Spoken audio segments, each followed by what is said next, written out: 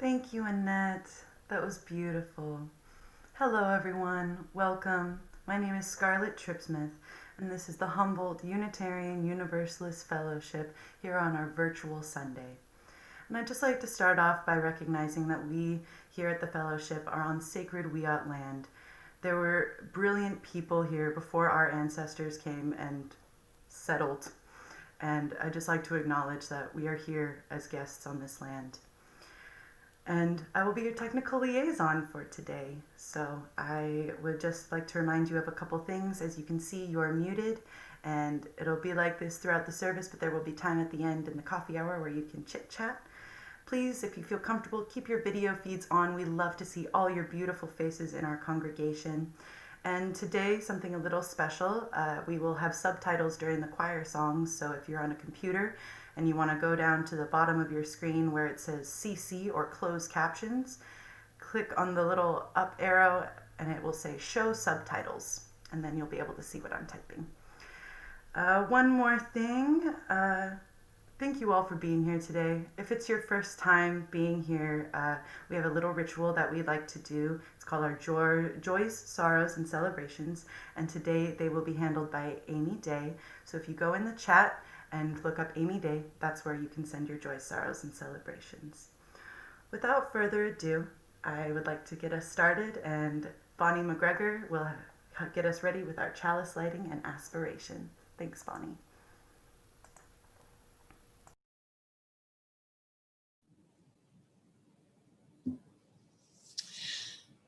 Good morning, everybody. How good it is to be here on this long-awaited but never before imagined day. I feel as if we've survived a storm at sea. We've come through the tempest tossing to find ourselves in a calm we cannot quite trust, but are inexpressibly grateful for. To continue this analogy, while still at sea in uncharted waters, we'll need to assess the damage, see what we can salvage, and determine what we must rebuild or build anew. We'll need to recalibrate our instruments, setting a new course, and garnering the trust of those who will need to be on board as we chart a hopeful and inclusive future. But for now, for these precious hours of calm, it is wonderful to gather together. Feel our feet on the solid deck. Breathe the fresh air deep into our relaxing bodies. And just be here at rest among those who have weathered the storm with us and helped bring us through to this new day. Before I light the chalice, I'm wondering if you would join me in bringing all hands on deck, so to speak, not to overburden an analogy, but in this case, go to your gallery view, the 4-6 dot grid in the upper right or left-hand corner, and bring up all the faces in the congregation, all who are gathered here today. Not to look at and focus in on anyone, but just to feel that familiar or new sense of the warm and welcoming feeling of beloved community. And as you sit in that warmth, I will light the chalice. And to keep it simple today, in that calm and grateful place, I've chosen a reading from a Chinook blessing and litany. But first, Cynthia's going to help me light this chalice.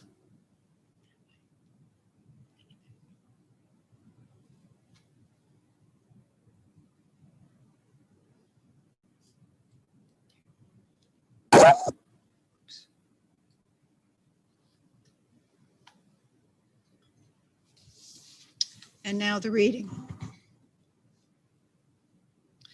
We call upon the earth, our planet home, with its beautiful depths and soaring heights, its vitality and abundance of life. And together we ask that it teach us and show us the way. We call upon the waters that rim the earth, horizon to horizon, that flow in our rivers and streams, that fall upon our gardens and fields. And we ask that they teach us and show us the way. We call upon the forest, the great trees reaching strongly to the sky with earth in their roots and the heavens in their branches, the fir and pine, the cedar and redwood, and we ask them to teach us and show us the way. We call upon all those who have lived on this earth, our ancestors and our friends, who dreamed the best for future generations, and upon whose lives our lives are built. And with thanksgiving, we call upon them to teach us and show us the way. And lastly, we call upon all that we hold most sacred, the presence and power of the great spirit of love and truth, which flows through all the universe, to be with us, to teach us, and show us the way. Now you join me, please, in renewing our aspiration, which you can find on the screen.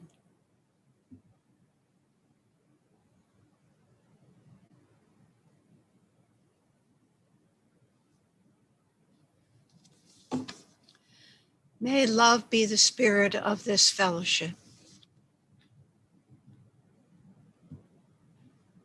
May the quest for truth be its sacrament and service be its prayer, to dwell together in peace, to seek knowledge in freedom, and to help one another in fellowship. This is our aspiration.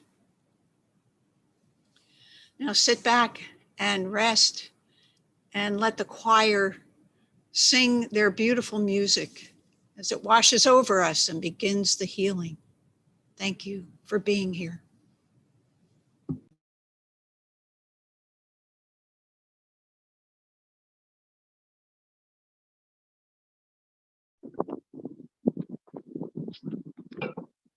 And I am unmuted. Good morning, everyone.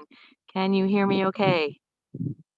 Yes, fantastic. It's so wonderful to be here on this glorious, sunny, gorgeous morning.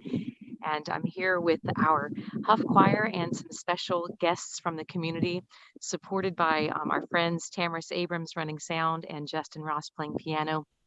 And we want to start out by sharing with you a prayer called Ana El Na, or Please God, Heal Us. And it's a 3-part canon. And we'll move directly from that into a piece by Brian Tate entitled We Are One. So we hope you enjoy it, and we are delighted to be here.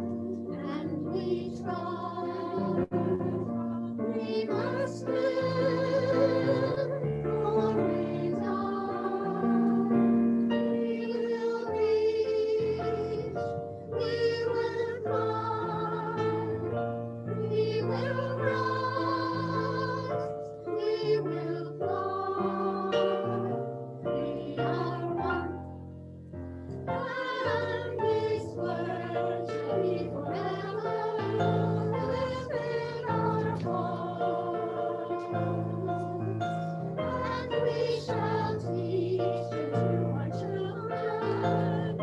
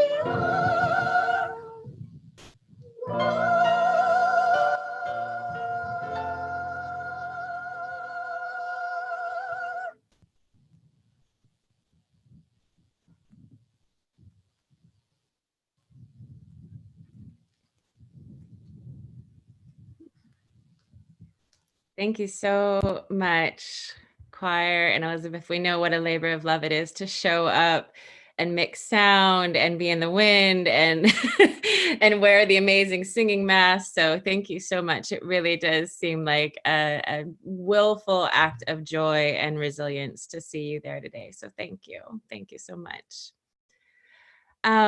So we have now reached the portion of our service where we like to continue to cultivate that sense of resilience and jubilation and cultivating sacred space together. And the way that we choose to do that as you in our congregation is to engage in joys and sorrows, where we uplift what is on our hearts, what is heavy, what is lovely, and everything in between. And we hold space for that and we share that with one another. So the way that you can engage with that today, again, my name is Amy Day. So you can find my name in the chat and send me something via that. And for each item that you share that you want to have held in this space, I have my stones here today and our bowl, which just is to signify that we are offering up whatever's on our hearts and that we're holding it together and allowing it to be rinsed and cleansed and held in this sacred space. So what I have received so far, and this is lovely to see so many joys coming through. First, we have from Montana, joy for Jack on his 5th birthday, Wednesday, November 11th, and celebration of all of our veterans who served our country. So happy birthday, Jack, and thank you to all of you who have served us. From Bob Rottenberg, a sorrow. Rabbi Jonathan Sachs, a beloved teacher and former chief rabbi of London, died yesterday. A modern Moses. Thank you, Bob. And so we drop this stone of sorrow and remembrance for him. From Debbie and Greg, a big thank you to Debbie Harrison, who sent 350 Get Out the Vote postcards to Georgia, which barely elected Joe Biden over Donald Trump. Thank you very much, Debbie, and to everyone who helped do the Get Out the Vote work this year. We very much needed all of your efforts. From Chip Sharp, we would like to offer a big thank you to Mandy Bray for joining yesterday to hold the Black Lives Matter banners at 4th and B Streets in Eureka. Thank you to everyone who has been showing up for that effort and continuing to do the work that is needed for Black and Indigenous lives in our country. From Kate McLean, a stone of gratitude. Thank you to Aiko for writing a response of Michael Regan's column in the Times Standard on 11/3/20. She knows how to stand up to hate, aggression, and vitriol. So thank you for doing that. We want to say welcome.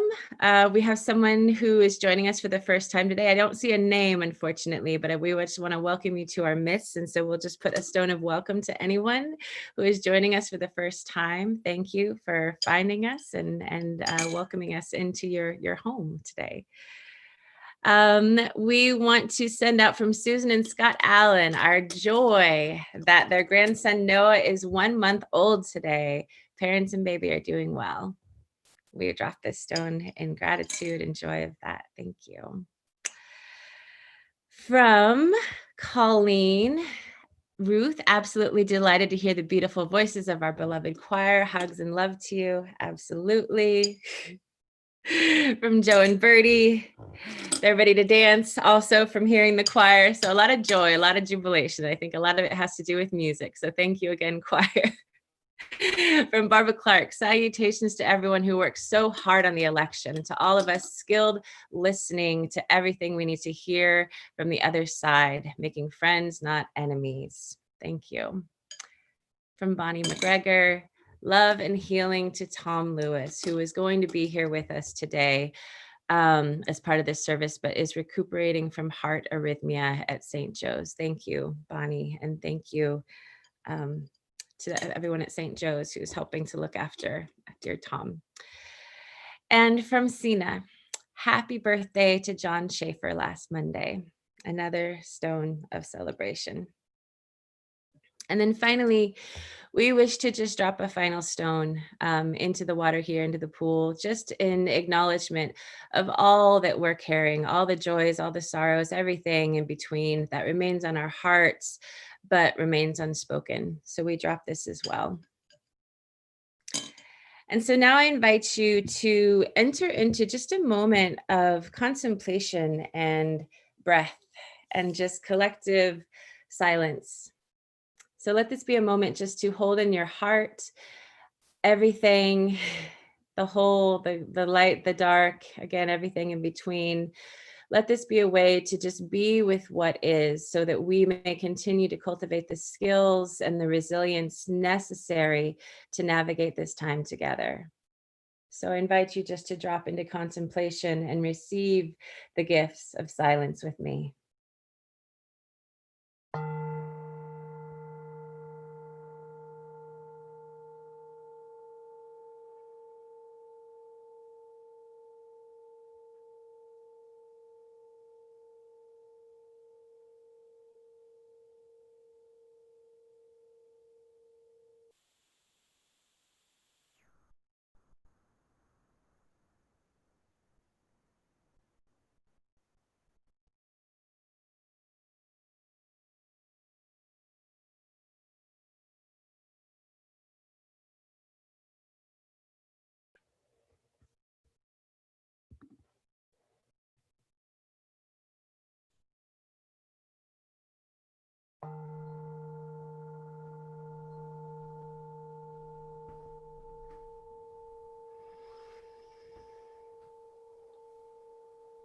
Thank you, Scarlett, for that beautiful image that really does help to kind of bring bring it all together.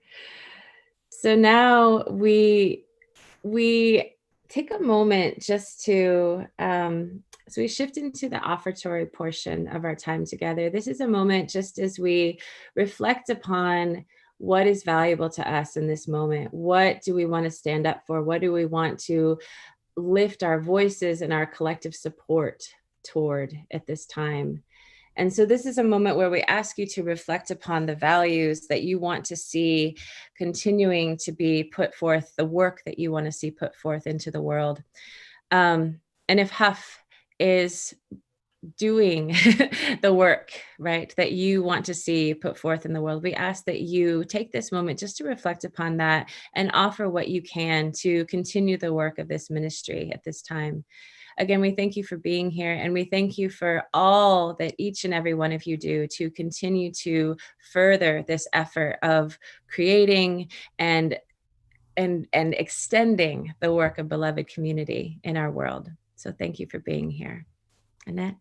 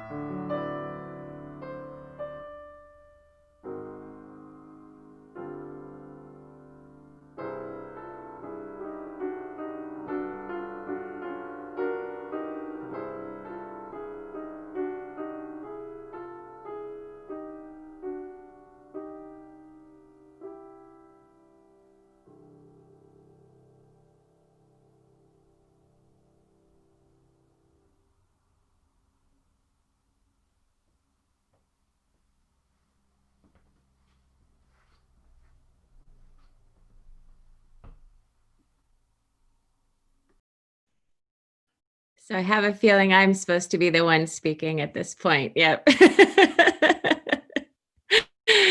Thank you, Annette, and thank you, Scarlett, for so skillfully navigating all the many, many screens that you need to be paying attention to today. So we are, I'm really excited that we get to have the conversation with the people that we get to have here with us today, but I wanted to preface that conversation with just a little bit of introduction. So back in June, when our minister at the time, Reverend Anthony Mutwaswa Johnson, made the difficult decision to resign from his post here at Huff so that he could go be closer to his family during this difficult time, there was a convening of a team of people. We called ourselves the transformation team because we needed to see how we could transform the difficulties of this time, functioning without a minister, functioning during COVID, and not just functioning, but hopefully caring for, ministering for, and even flourishing during this difficult time. So this team got together to discuss largely members, this was members of the board, members of staff, a lot of people who care deeply about the work of this fellowship. And the question was, how do we minister to our congregation at a time where we don't have an appointed minister? And so I want to preface this by saying that we have a powerful tradition within Huff of shared ministry.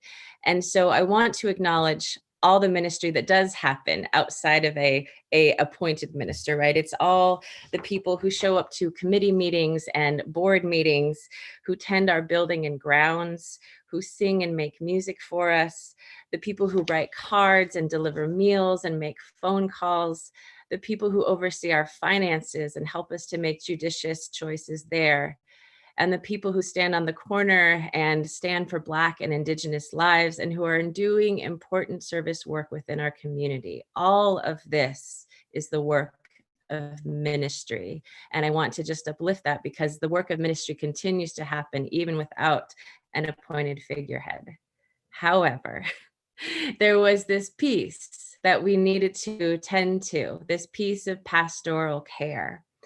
How do we meet the spiritual, emotional needs of our congregation at a time where we don't have anyone who is taking that role? And just to define this a little bit more, I wanted to pull from, this is from the UU Institute website, from the Reverend David Pyle. And pastoral care here is defined as, quote, pastoral care has many different levels and forms. It is a journeying with someone. It is the presence of the congregation with someone in a moment of need. It is believing in someone when they cannot believe in themselves. It can be reminding someone of their deepest connections to the holy when they feel disconnected from everything. It can be as simple as sitting in silence when otherwise someone would be alone. Professional pastoral care providers have received extensive training and are bound into covenants of practice. They are accountable and responsible for the care they provide. And even they know when the person they are journeying with needs care that is beyond the pastoral care that they can provide. So I wanted to preface, end quote, pardon me, our time with this, because this is obviously a very specific and skilled thing that we were calling for. And lo and behold, we are blessed enough within our congregation to have not one, but actually 4 ministers, people who have received this type of training and have this type of experience that have volunteered their time and energy to provide this for us during this time at Huff. And so we wanted this time to be a time to commune with them, hear from them, introduce them more formally to you so that you can see this tremendous resource that these wonderful people have provided for us. And so as we recover from the week and the months that we have been experiencing collectively and individually, I wanted to just introduce you briefly to them. So today we are so blessed to have in our midst Todd Hoberecht, Suzanne Kimmel, and Shawn Nichols, our Pastoral Care Team. And today Tom Lewis is also part of that team, but could not be with us. And so our hearts go out to him. So I will stop talking shortly and hand the mic over to them. So I wanted to begin with just a question. And Todd, I wanted to shoot this over to you because as we were prepping for our time here today, and we had no idea what today would look like. We had no idea what victory would look like on whose side and how that would even feel, if that would even feel clear. And I'm sure for many of us today, it still doesn't feel clear. It feels kind of tenuous at best. So as we had been preparing on how we wanted to share this time and do the actual work, right, of pastoral care here in this setting, Todd, you brought up the point of just the sheer numbers, what level of division and fear is operating in our country right now. And I think even though this feels like a bit like a victory for many of us today, we're still feeling the effects of that fear, that division, and this harsh divide and partisanship through our country. So I wanted to just open it up to you, Todd, if you could just kind of acquaint us with some of those numbers and what in your mind, how do we begin to bridge that? How do we even begin to move out of that fear and that hatred and that divide? And then I would love to hear also from Shawn and Suzanne as well. Todd? And so what we're going to do is Shawn and Suzanne dive in at any point. We're just going to kind of volleyball this thing around and see how it works. It's nice to see you all here this morning. I think a lot of you know my face, Todd Hoberecht. And we were talking earlier in this week, we felt like many of you did, we were filled with quite a bit of fear and trepidation as to what the outcome of our election was going to be. And at that time, that day, I'd actually stepped back and taken a look because I was discouraged by the fact that not only it doesn't matter who wins, we are seeing this incredible divide in our nation. And I kept having the number 50% of our nation is in a camp because the election is about 50, pretty close to 50-50 split. And it really discouraged me. And I thought, how can we move forward as a nation with this? But then I stepped back and I started looking at the actual numbers. Now, numbers are hard. We're in the middle of this. As of this morning, they're saying that about 75 million people have voted for Biden, 70 million people have voted for Donald Trump. And it's hard to look at that and go, if those are going to be the exact numbers when it's all played out. But what happens was when I added those numbers together, I came up with 145 million people who voted in one of those two categories. There were a lot of other people who voted, millions of people who voted for other candidates, Libertarian and Green Party. But I was looking primarily at the front runners. And then I realized when we have 331 million people in America, that's almost just really close to half of the people didn't vote for either candidate or didn't vote at all. And from a voting perspective, that's kind of sad that we have that many who didn't vote. But from a perspective of realizing there's a whole lot of people out there, we don't know where they're at. And so we can't lump them into others. We can't say that they're others. We have to see that there's a lot of people out there that didn't make a decision for one reason or another to vote for either of these two candidates. And so it just gave me hope. It took the numbers and it kind of reduced the weight a little bit of what was against us. And then when I stepped back and looked at just the state that we live in with 39 million people, we had a terrible turnout. We only had 9 million vote for Biden and 4.5 million for Trump out of 39 million potential voters in the state. And there was a real small turnout in California. But it shows us that that where we live, the percentage is even less. And so it just kind of started my mind in a place of climbing out of this pit of fear that a lot of us have been living under for even 4 years as we've watched our nation go through this incredible roller coaster ride with this man at the helm. And so that's kind of, to me, a first start to get things going. What do you think, Susan? Do you have any thoughts with that, or what we can do? Yeah, one of the things I've been thinking too a lot is about fear and feeling a lot of it since COVID, but even before with the last election, and realizing that that's a space of contraction and also a sense of powerlessness. And so ways that I have been trying to feel empowered or to feel yeah, like I have some agency in this time, is to think about all the ways that I have privilege and the ways that I have experienced depression and the ways that I have privilege. And those little bits of privilege help me to realize that I do have some power to leverage, that I can make a bit of a difference in the world. And your numbers are hopeful for sure. And it does lift up some of the weight of this clear, what seems like clear division. Another thing it brings up for me too, in the sense of fear and powerlessness, is the sense that we have opportunities for conversation, that maybe now that we are ushering in an administration that is actively willing to have these conversations and to bridge divisions, and we are not being actually actively pitted against each other, that we might have these opportunities. And we can do that just with ourselves, starting with ourselves. I'm thinking is, this is our beloved community. This is what we want to live into. And so how can we move out in our community that we have here at Huff and then out further into our local community and start building those relationships? And that's where we have that sense of power that can help move away from that contraction of like, yeah. That's lovely.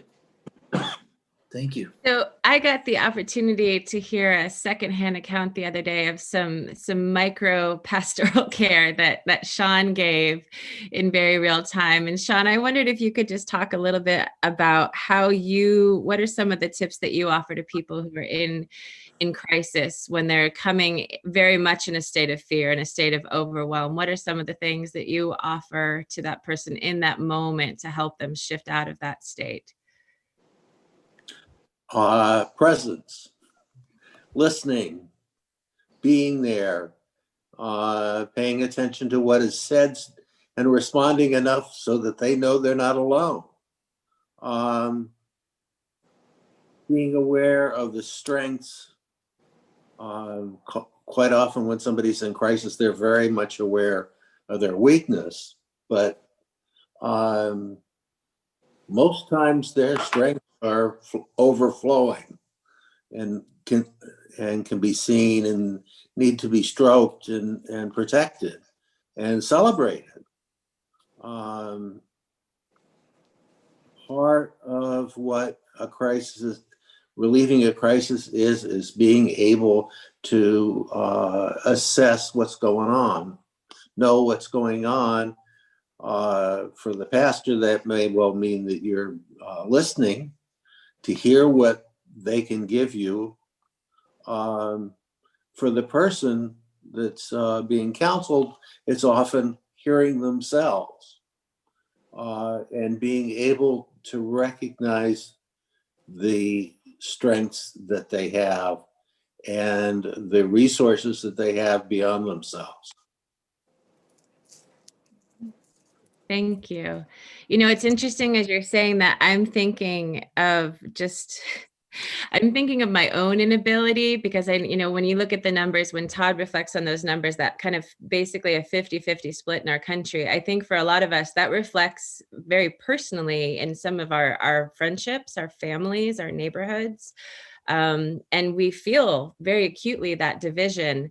And we feel also, I can't say I feel my own inability to speak calmly, rationally, compassionately to the people in my life that are Trump supporters, that are having a very, very different experience to the election results right now. So what are some of the thoughts?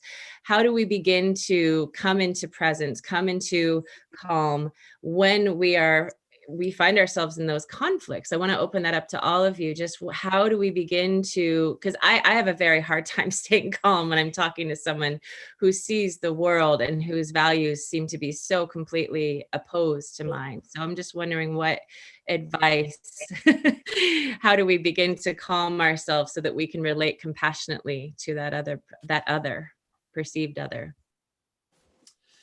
I know for me personally, one of the things that I have found that if I'm going into a conversation with somebody who I know has a different life view than I have, a worldview than I have, and there is potential for conflict in that interaction. I really try not to go in as with an attitude of trying to teach the other person. I really go in rather with an attitude of trying to be a student. I want to learn from that person, and because everybody likes to feel like what they think matters. And so if I sit with you and I listen to you, I listen to what you have to share, it can build a relational bridge. And then it's upon that bridge that then we can have dialogue and we can have discussion. That relational bridge can even happen with people we're related to. That bridge is broken and is not solid. And by going with an attitude of humility and an attitude of a student rather than a teacher, you can strengthen that bridge where then you can start to see, at the end of the day, there's kind of more we have in common than we have apart in things like, we want to raise our kids. We want to see our children grow up and be happy. We want, we want to breathe clean air. It's these politics and everything that's around us. And I honestly believe that one of the challenges we're going to be facing in the next 10 years is try to figure out how to process information through our internet and everything else so that we get truth, not just a lot of ideas. And so I think that's, for me, a first step is that thing of becoming a student. I don't want to get too far away from that. So as we communicate. Yeah, I agree with that. It's coming from a place of curiosity and listening. And as I delve into all the ways, I keep saying this, that I have privilege and that I have been oppressed, the privilege gives me a sense of agency and powerness, having some empowering. And then the ways that I've been oppressed reminds me of empathy and compassion, because I know that every single person has those slivers of privilege and slivers of oppression. And so that opens up some compassion in my heart to hear that what I'm understanding from statistics and numbers is that everyone everywhere is hurting and fearful and wanting to be heard. And I think that if we lean in on what our stability and our center, and starting with self-care is the main one of that, which I have to say is a radical act of resistance, then that allows us to have the spaciousness to be listeners, to have the humility that Todd mentioned, to hear others and to be like, yeah, I love my dog too. Yeah, I want my kids to have a safe school experience, and start building those bridges that Todd talked about. Yeah. Shawn? I think that one of the keys is look for the joy, look for the humor, look for the wagging tail, look for the dog, look for the cat, look for the strengths and reflections of what is beautiful and alive and free that is available and shared. I may not share your view on what is the appropriate spending of money for health, but I know that walking the dog feels good. Talking to the cat is fun. Cats are very interesting listeners. And the kids and the beautiful sky. And did you notice that there was a rainbow this morning when I drove up from wherever? That was Thursday or Friday, but I'll hold on to that rainbow for another week. So basically, we just need to flood the internet with more cat videos and less political. Some of the speeches we've had over the past week, I'd rather have cat videos. Right. You know, Amy, I think one of the things, as we've talked about the beloved community and the beloved community here at Huff, is that one of the reasons that we are making ourselves available at this time is because we recognize that a real need for mental health is connection. And some people may feel they needed some connection, and they don't have anyone they can call to talk to sit with them, and or Zoom with them, or however is the healthiest way to do it. But and that's why Suzanne and Shawn and Tom and I are making ourselves available, is the recognition that we want to be, that if people need someone, we want someone to be available for them. And it's gonna be an ongoing process. The immediate problems may be solved fairly quickly, but in a lot of ways, ministers' religion is an overview. It's a larger picture that we provide, and we're going to be here next week, and we're going to be here the week after, and we're going to be here for Christmas, and we'll be around for St. Patrick's Day. Well, and I really appreciate that perspective. As I was thinking about, this week and just the work, and I think a lot of us, and it's because it's not just the election, right? It's the global pandemic, and it's the last 4 years we've had, and it's the isolation that we're all feeling. And there's such a feeling of overwhelm. And I think we definitely, I worry that as a culture, we've lost our ability to we're very much become an instant gratification culture, right? I don't know that we know how to take the long view. And there's a thought, right? There's several different schools of thought that teach us that we're planting seeds that, we're not necessarily going to see the trees grow. And so what kinds of tools do we need to develop as a people to be seed scatterers, right? To do the work that is needed, even if we don't get to see the fruits of our labor. I feel like it's a very important part of our conversation right now. How do we build that kind of long-term vision and resiliency to keep going, even if we don't get to see that flicker of hope in and around us right now? Yeah. Amen. And maybe it's an open question. Maybe we can answer it together. Yeah. So I think that there's many things. One of the things I want to uphold is for UUs is we talk a lot about our principles, which are ethics and values of how our beloved community would look like, how to get to beloved community.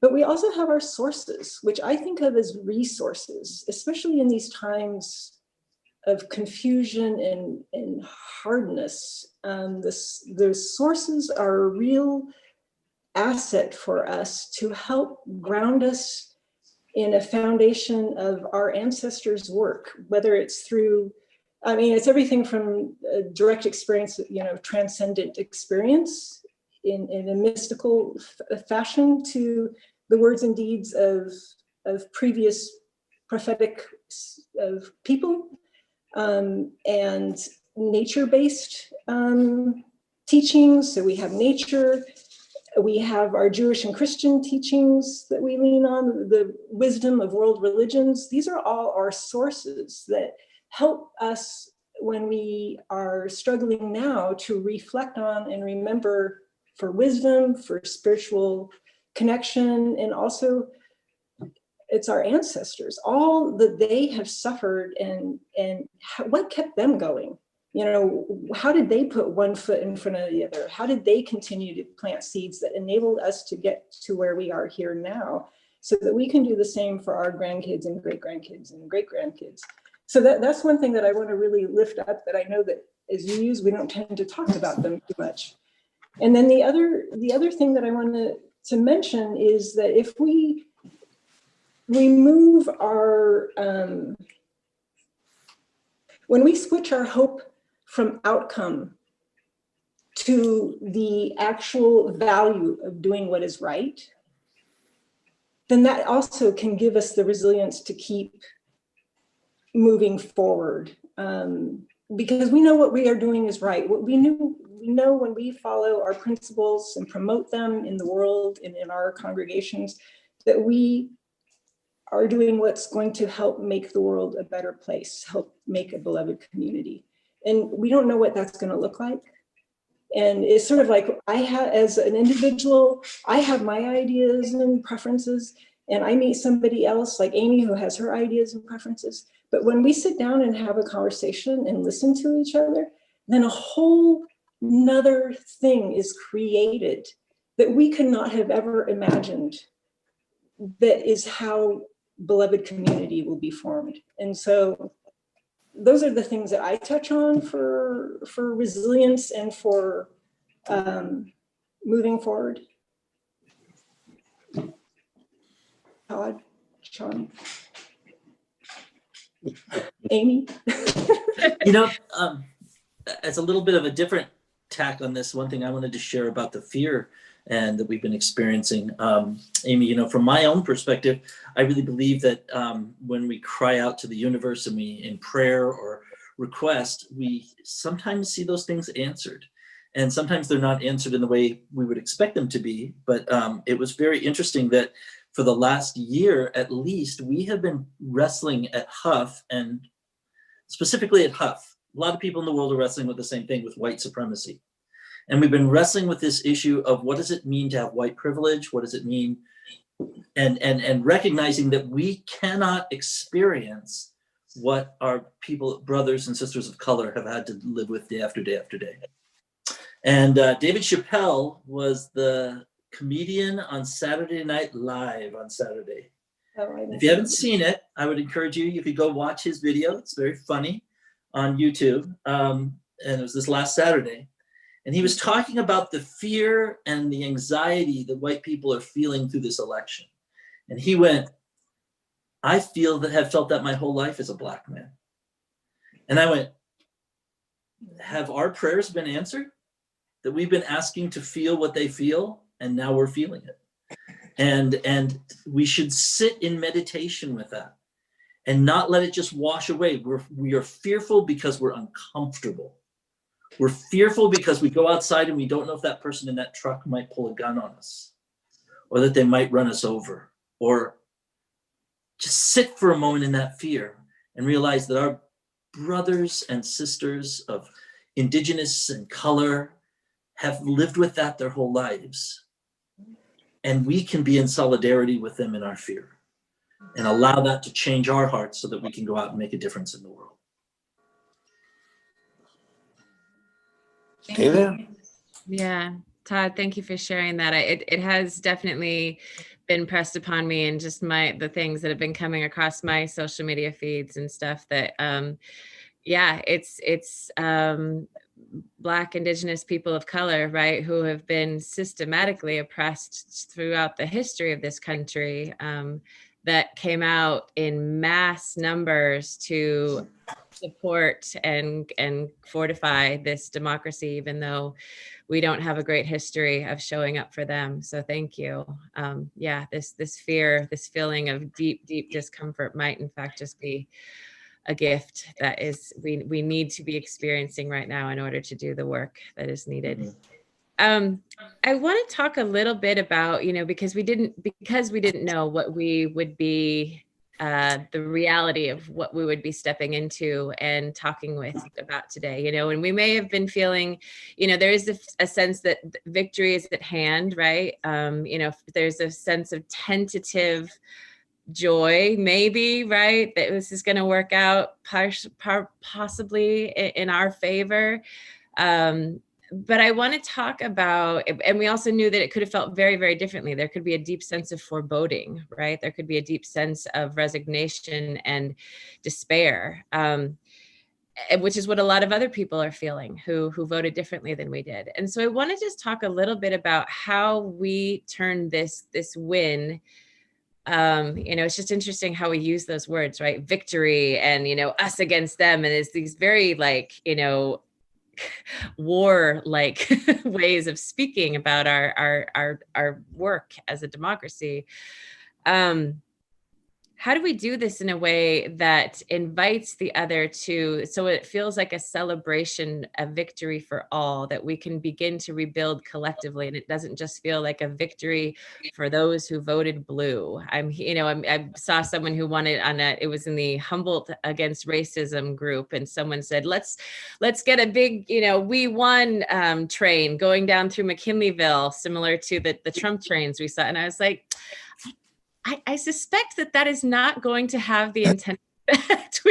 So how do we win in a way that opens up the conversation, that invites people to the table, rather than just perpetuates the same division that we've been seeing? Any thoughts on how we invite everyone to the victory table, so to speak? I would like to remove the word victory and just say, let's invite everyone to the table. And not have it be a binary. I feel hurt. I feel it is, as you say, tenuous. And I see, as I've told neighbors, it's like, well, we have a lot of work ahead of us. We've been doing a lot I got a response of like, well, it's just beginning. I'm like, no, it's not just beginning. It has been. We've been working really hard, and we need to continue to work really hard. And we can enjoy this respite. And I encourage everyone to not feel guilty or feel bad about taking out a moment to enjoy the fact that this victory, this election has turned out the way it is. But when you see the divisions, they're really hardcore. I mean, when on PBS last night, they were talking about how the 50% of us who voted for Trump feel threatened about a Biden victory. They feel just as strongly about a Biden victory as Biden voters feel about a Trump victory. And so I think, again, it's to what Todd had said, is about being having humility and just being like, man, this has been really rough.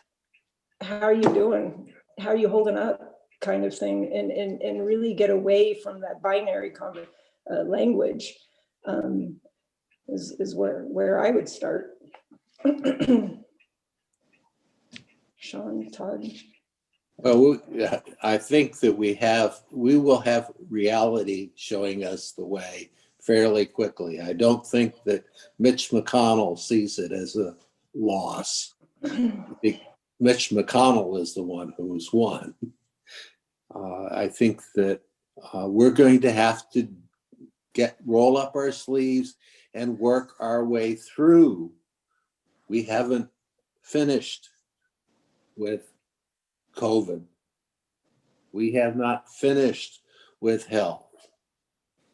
Our life expectancy in America was going down before COVID hit.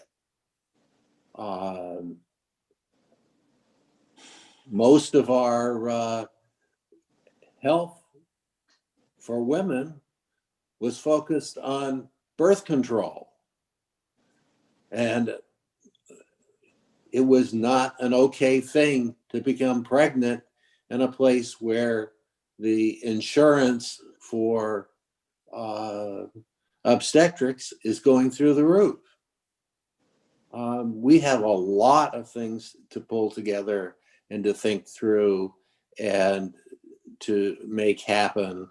And we're in a position to set examples and try things out here in Northern California on the coast. We're a place that actually things can be tried out and done. And we can do that.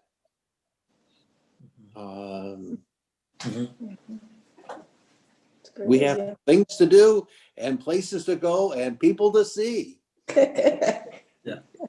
And I think I totally agree with Shawn and Suzanne. And I feel like we're in this place where we need to take a corporate breath together. And because we've been under a lot of pressure for a while, for 4 years, that is hard.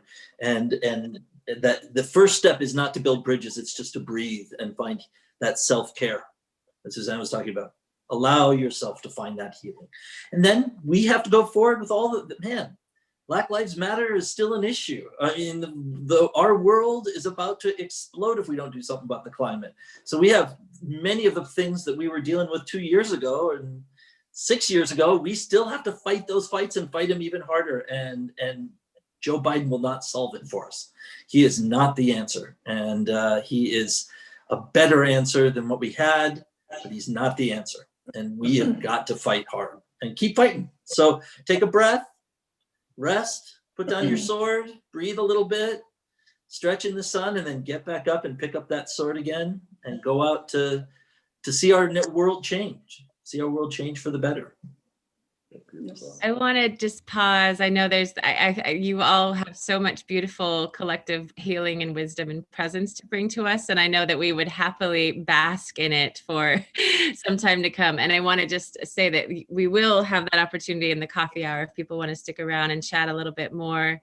From Sina, no swords. Yeah. I realized I said that. Okay, and I want to thank the three of you and Tom in absentia, because I know he's been a part of this process planning today with us, just for bringing your wisdom and your presence and your experience, because it shows when you have put time and energy into thinking and moving in this way, caring about our shared humanity and our shared values and our shared spirit and our connection, and putting love and energy towards that. So thank you so much to the three of you for being here and holding us in this space today. I feel better for having been in your midst, and I would imagine everyone else does as well. So Scarlett has a brief slide that she can share, just these three plus Tom Lewis, when he is at full health again, will be having office hours. Todd is a busy guy and is on an on-call basis, but you can reach out to him if you have need. Shawn is at the Huff building on Mondays. As you can see, Suzanne's there Tuesdays, and Tom hopefully soon will be there on Thursdays once more. So please feel free to call or stop by and chat with them, because they're here for us, this beloved community. So again, I want to say thank you and invite all of you to stick around. I know the choir has a couple more songs to share with us, although actually I think we have a hymn that we're going to move to. And maybe Bonnie, you could just share a little bit about this particular song that you chose for us today. Well, actually, because the choir's been outside, I think we're going to let them go first, and then I'll give my closing words, and we'll sing the hymn along with Holly Neer, and I'll introduce it at that time. But let's give the choir their song now, okay? Thank you so much, Bonnie, and everyone, for letting us switch the order here. We really appreciate it.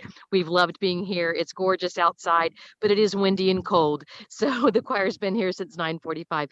So we have two pieces. The first is entitled May It Be, which is a song by Enya. And then we'll end with a round called Love is Love is Love. And I just want to invite everybody to hum along and sing in your own space, because it's a beautiful piece. And we think you'll recognize the third line.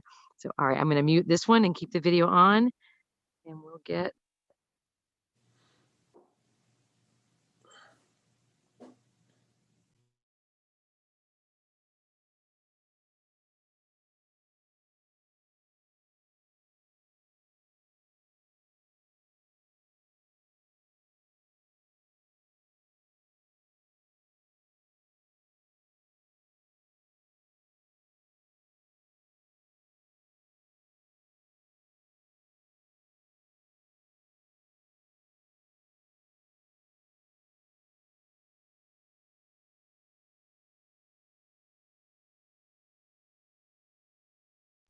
Okay, I apologize. We just had a technical glitch, so maybe we'll go with the hymn first. I'm so sorry. Is that okay? We're ready to go for that. Bonnie, you want to share this, introduce this? Thank you. My apologies. Thanks, Elizabeth. Well, I think if any of you are old enough to remember who Holly Near is. She was a voice for many years in the civil rights movement, the women's movement. And as our pastors so eloquently have said, we are moving on forward. As everybody knows, this is a very conscious, aware, and active congregation. And we know that we have work ahead, and it's that healing work as well as for justice. And so this just seemed like a good song to sing along with. And she will lead us through it, as well as there will be words. So let's enjoy the spirit of unity, not just with us, but all across the land and the world as we sing with Holly Near. I am willing, for to be hopeless would seem so strange. It dishonors those who go before us. So lift me up to the light of change. There is hurting in my family, and there is sorrow in my town. There is a panic all across the nation, and there is wailing the whole world round. But I am open, and I am willing, and I am willing for to be hopeless, for to be hopeless. It seems so strange, it dishonors those who go before us, those who go before us. So lift me up, to the light of change, to the light of change. May the children see more clearly, and may the elders be more wise. May the winds of change caress us, even though they burn our eyes. But I am open, and I am willing, for to be hopeless would seem so strange. It dishonors those who go before us. So lift me up to the light of change. Give me a mighty oak to hold my confusion, and give me a desert to hold my fear. Give me a sunset to hold my wonder, and give me an ocean to hold my tears. But I am open, and I am willing, for to be hopeless would seem so strange. It dishonors those who go before us. So lift me up to the light of change.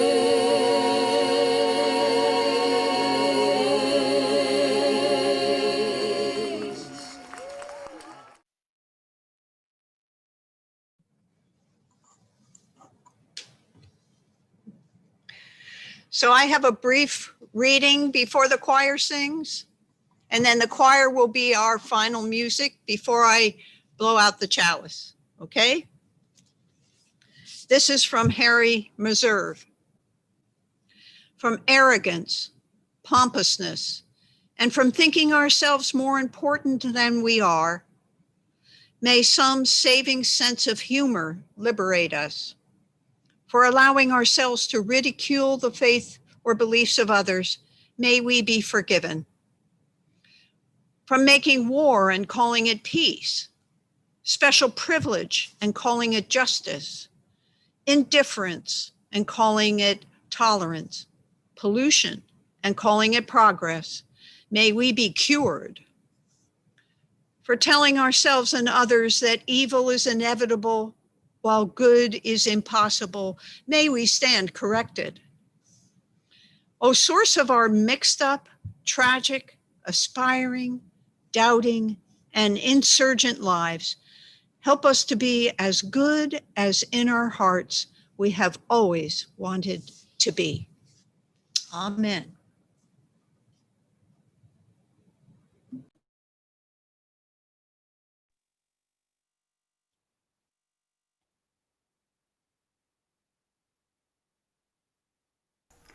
I actually can't hear you for some reason.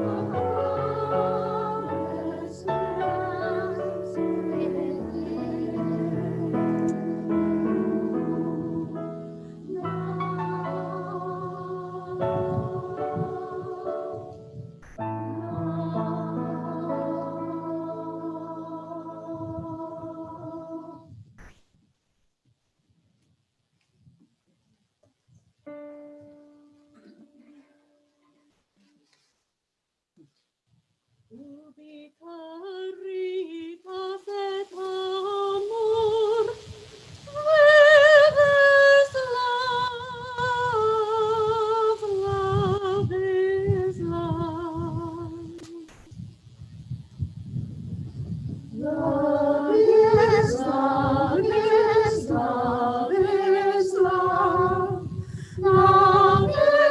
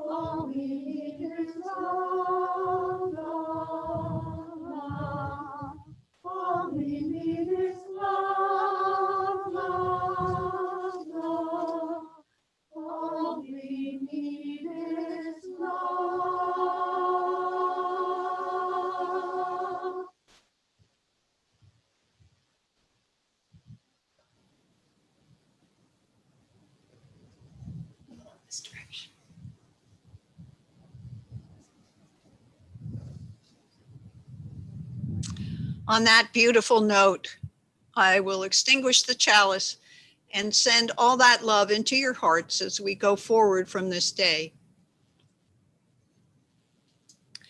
And let's sing together, go from here in peace with all that love from the choir, and let's go in love. And then we'll stay afterwards and have a chance to talk to each other. It's been a long service, but thank you, choir, for staying here out there in the cold. It was just so beautiful and wonderful to have you here. And it'll be good to see you all and hear from you after the service. So let's go from here in peace. Go in love.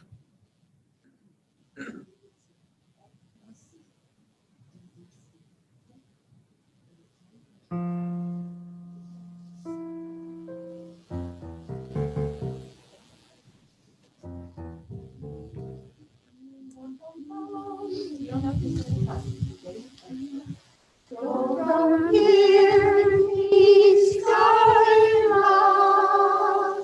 Go from here, peace, go in love. Go from here, peace, go in love. In love, go in peace.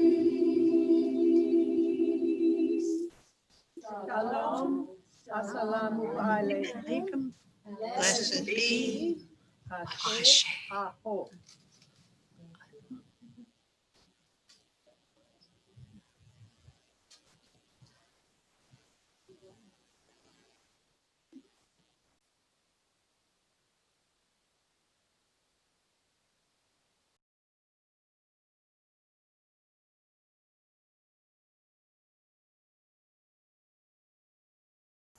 Thank you all.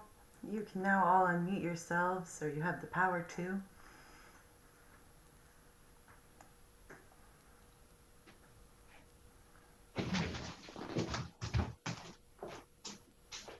I'm sorry, I was going to stay around, but my power is going. I'm down to like 1%. And I have it plugged in, but it's not enough power. So I'm going to say goodbye, everyone. Thanks, Todd. Bye, Todd. All right, bye-bye. This is Cheryl. I want to say happy birthday to Pat tomorrow. Happy birthday, Pat. Happy birthday, Pat. Pat, yay. Thank you. Thank you. Hey, best wishes to Jenny. I see you moving around. Oh, thank you. Yes, I am moving around. I'm thinking about Tom, who also had hip replacement, right? In addition to what the arrhythmia. So, Yeah. keeping my fingers Around? And thank everybody for doing Zooms because they're bringing a lot of joy and pleasant memories to our lives.